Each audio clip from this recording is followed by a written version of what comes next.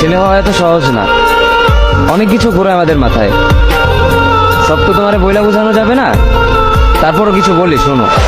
আমরা ছেলেরা বউর সামনে মার সাথে ভালো করে কথা বললে মারা চলে থাকা সন্তান, আবার মার সামনে বউর সাথে ভালো করে কথা বললে বউর গোলাম। নিজের ছেলে মেয়েদের যদি মারি আমাদের দয়া মায়া নাই, আর ওই ছেলে মেয়েদের যদি কিছু না বলি আশকারা দিতেছি। নিজের বউরে দিয়া যদি জব করাই সেই ক্ষেত্রে আমি বউর কামাই খাই, আর যদি বউরে দিয়া জব না করাই আমি সন্দেহ করি। সারাদিন ঘরের বাইরে থাকলে আমরা ভাদাইম্মা, আর যদি ঘরের ভিতরে থাকি তাহলে বেকার, কাজ কাম নাই।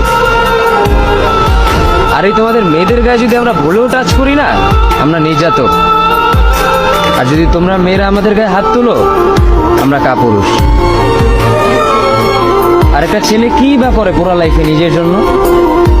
মার ওষুধের থেকে শুরু করে বউ বাচ্চার প্রত্যেকটা শখ পালন করার দায়িত্ব একটা পুরুষের।